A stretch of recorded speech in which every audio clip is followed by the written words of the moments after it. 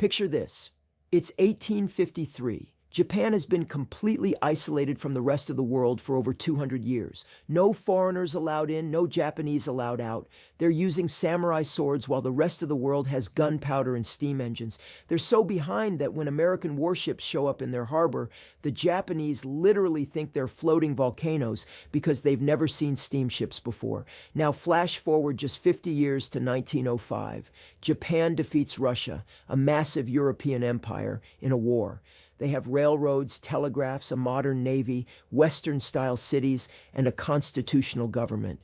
In half a century, they went from medieval to modern, from isolated to imperial, from samurai to superpower. This is the fastest transformation in human history.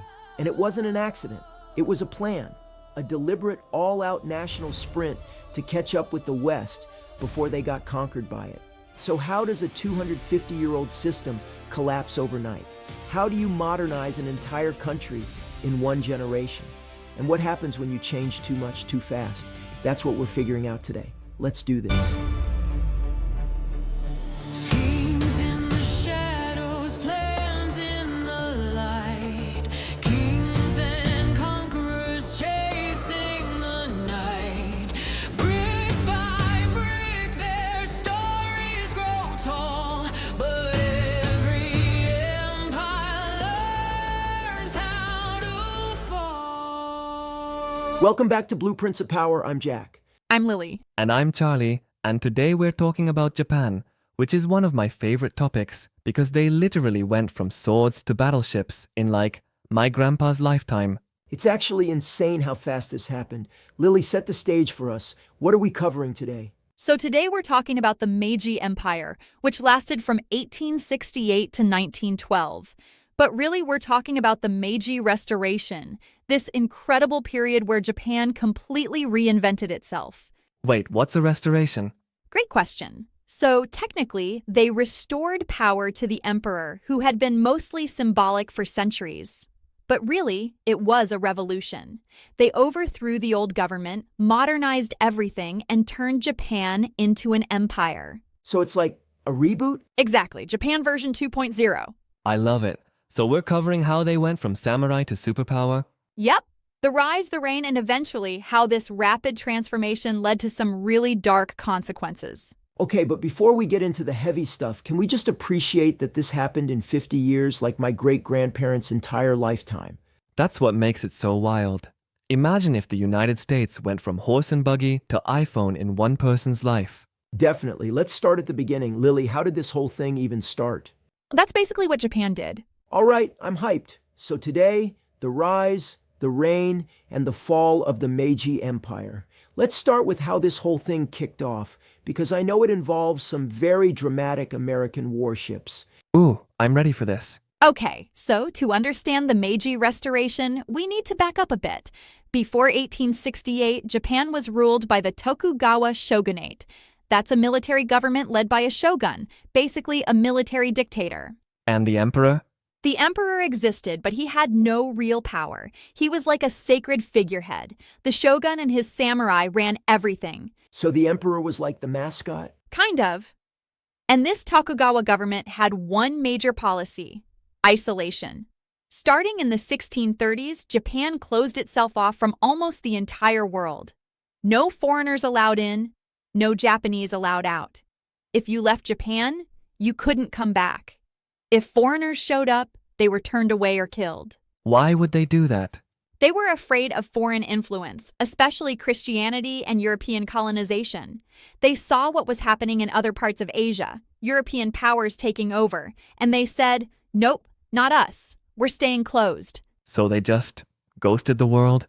For over 200 years, yeah. That's actually wild. So what changed? July 8, 1853, Commodore Matthew Perry, an American naval officer, sails into Tokyo Bay with 4 warships. And these aren't normal ships. They're steamships. Black smoke pouring out, massive guns, moving without sails. Wait, the Japanese had never seen steamships? Never. Some Japanese people thought they were literally floating volcanoes. They had no idea what they were looking at. That must have been terrifying. It was. And Perry delivers a letter from the US president demanding that Japan open up for trade. He says he'll come back in a year for an answer, then he leaves. So he just drops a letter and dips. Yep, total power move.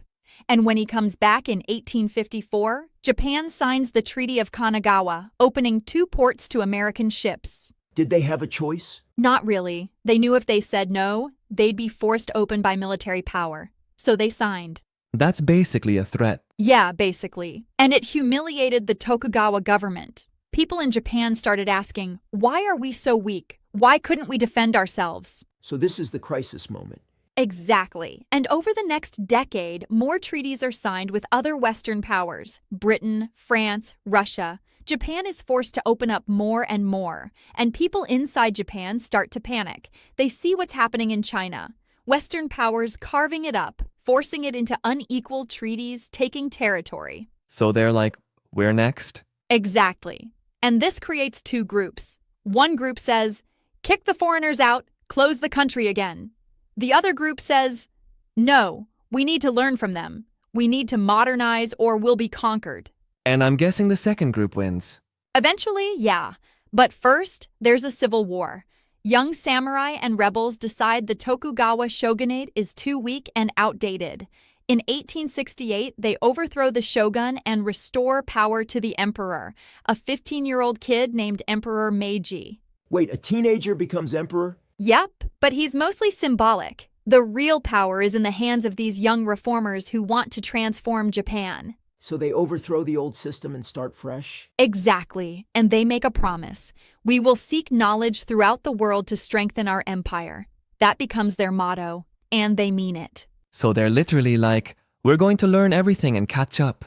Yes, and they move fast. Okay, so the old government falls, the emperor is back in charge, at least symbolically, and Japan is ready to modernize. Lily, what do they actually do? How do you modernize a country?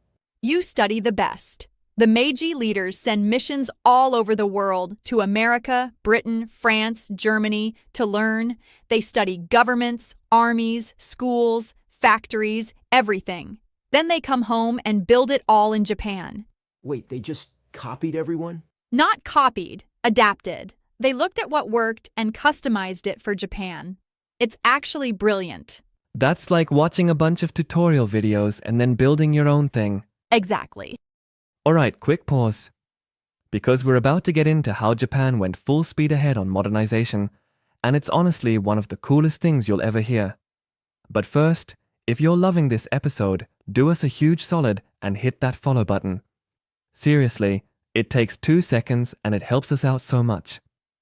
Also, tell someone about this show. Tell your history teacher. Tell your friends. Tell that one kid in class who's always drawing samurai in their notebook. This is the stuff that should be in every classroom. And if you've got a minute, leave us a review. We read every single one, and honestly, it makes our entire week. Coming up this season, we've got the Tang Dynasty, the Zulu Empire, and more. It's going to be unreal. Alright, back to Japan. Let's talk about how they built a superpower in record time.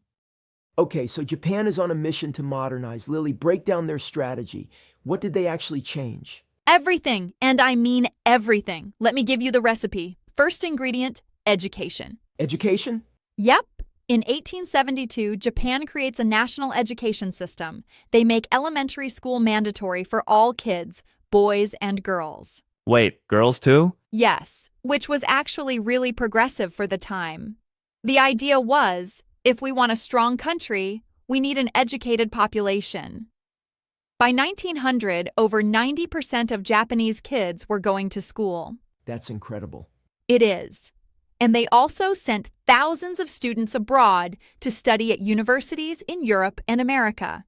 These students came back with knowledge of science, engineering, medicine, law, and they rebuilt Japan with it. So they turned their whole country into a classroom. Basically, yeah. Second ingredient, infrastructure. They built railroads, telegraph lines, modern roads, ports. By 1872, they had their first railway. By 1889, they had over 2,000 miles of track. In less than 20 years? Yep. And they also modernized their cities. Tokyo got gas lamps, Western-style buildings, and paved streets. It was like watching a city transform in fast forward. That sounds like a construction montage in a movie. It really does. Third ingredient, military. This was huge. Japan knew they needed a modern military or they'd be conquered. So they studied European armies and navies, hired foreign advisors, and built a powerful military from scratch. How fast did that happen? By the 1890s, Japan had a Western-style army with modern rifles, artillery, and uniforms. They also built a navy with ironclad warships. And here's the kicker. In 1894, Japan goes to war with China. Wait, they fight China? Yep, the First Sino-Japanese War. And Japan wins. Easily. This shocks the world because China was huge and had been a dominant power in Asia for centuries. But Japan's modern military crushes them. So that's their breakout moment? Exactly. Japan takes Taiwan, gets control over Korea, and suddenly Western powers are like, okay, Japan is serious. That's wild. What else did they change? Fourth ingredient, government. In 1889, Japan creates a constitution, the Meiji Constitution. They study European governments and create a constitutional monarchy. The emperor is still the figurehead, but there's a parliament, a cabinet, and a legal system. So they become a democracy? Sort of. It's a constitutional monarchy, so the emperor has a lot of power. But there's representation, elections, and modern laws. It's not fully democratic, but it's way more advanced than the old samurai system. So they go from feudal to constitutional in like a decade? Basically. This is insane. What about culture? Did that change too? Yes and no. This is where it gets interesting. The Meiji leaders were really careful. They wanted to modernize without losing Japanese identity. So they kept traditional culture, tea ceremonies, kimonos, Shinto religion, but they also embraced Western fashion, technology, and ideas. So they're like, we'll wear suits, but we'll still honor our ancestors. Exactly. It was this balancing act. And one major cultural shift was the end of the samurai class. Wait, they got rid of the samurai? Yep. In 1876, the government banned wearing swords in public. Samurai were basically told, you're not special anymore. Everyone is equal now. That must have been brutal for them. It was. Some samurai rebelled. There was even a famous rebellion in 1877 led by a samurai named Saigo Takamori. But the government crushed it with their new modern army. So the samurai lost to their own country's new military? Yep, it was symbolic. The old Japan was gone. The new Japan had arrived. That's honestly kind of sad. It is. But that's the cost of rapid change. And speaking of cost, we need to talk about Japan's next big move, becoming an empire. Oh, here we go? So by 1900, Japan isn't just modernizing. They're expanding. They take control of Korea, Taiwan, and start looking at more territory. In 1904, they go to war with Russia. Russia? Like the massive European empire Russia? Yep, the Russo-Japanese War, and Japan wins. Wait, what? Japan defeats Russia. They destroy their navy at the Battle of Tsushima, and the world is stunned. This is the first time an Asian power defeats a European power in modern history. That's actually huge. It is. It proves that Japan is now a world power. They get respect, they get territory, and they get confidence. Maybe too much confidence. Uh-oh, I can feel the fall coming. Yeah, because here's the thing. Japan modernized so fast that they didn't have time to build strong democratic traditions or checks on military power, and that becomes a problem. So they're on top of the world. They're winning wars. They're respected. What goes wrong? Before we get into the complicated part of Japan's story, I want to say something. History isn't always comfortable. Sometimes empires that did amazing things also did terrible things, and it's important that we talk about both. That's how we learn. If you're enjoying this show and the way we approach history, honestly, with curiosity and nuance, please share it.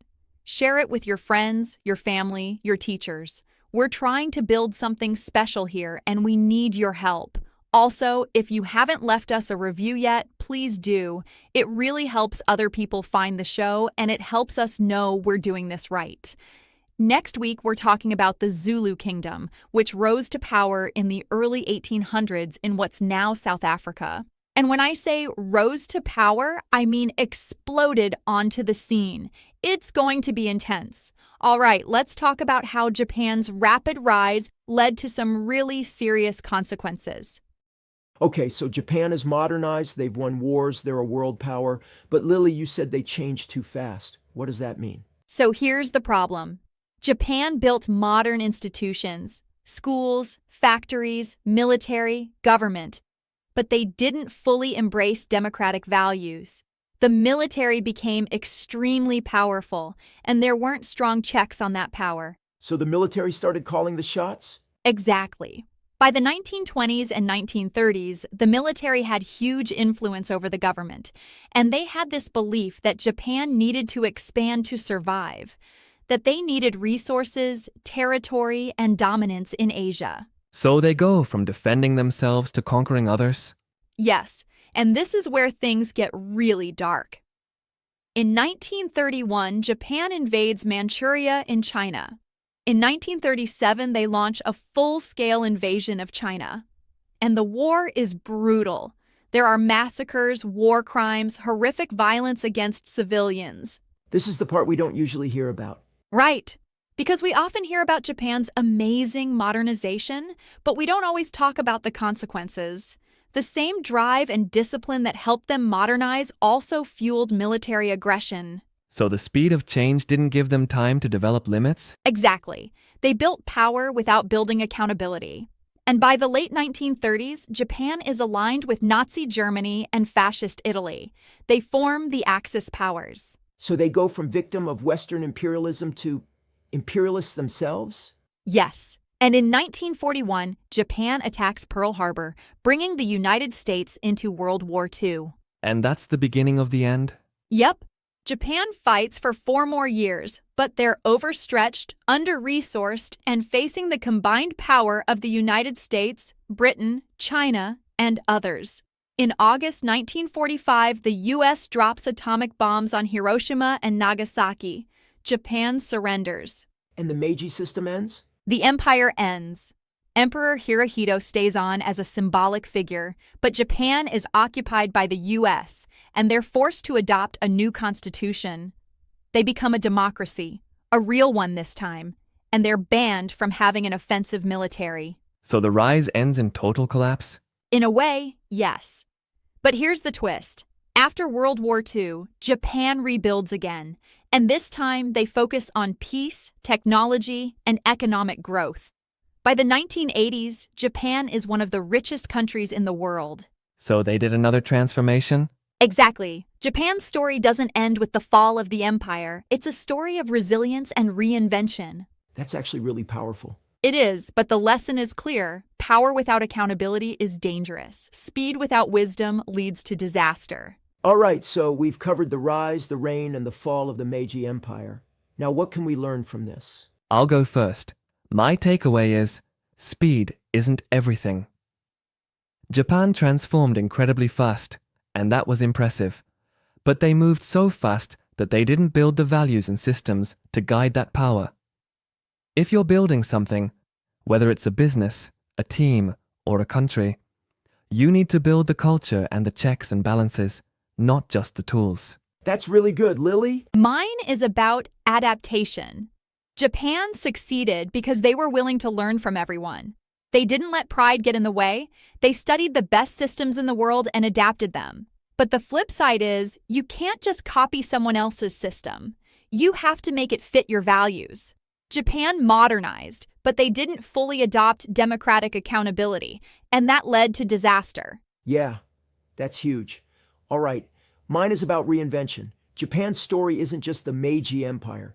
It's multiple transformations, from samurai to modern empire, from empire to democracy, from post-war devastation to economic superpower. The lesson is, you can always reinvent yourself, but you have to learn from your mistakes. Dang, Jack, that's deep. Really deep. Thanks. All right, everyone, next week we're talking about the Zulu Kingdom, which rose to power in the early 1800s. And when I say rose to power, I mean exploded onto the scene. It's going to be wild. I cannot wait. It's going to be epic. It really is. All right, thanks so much for hanging with us on Blueprints of Power. If you loved this episode, share it with someone, leave us a review, and we'll see you next time. I'm Lily. I'm Charlie. I'm Jack, and we'll see you next time. Peace out.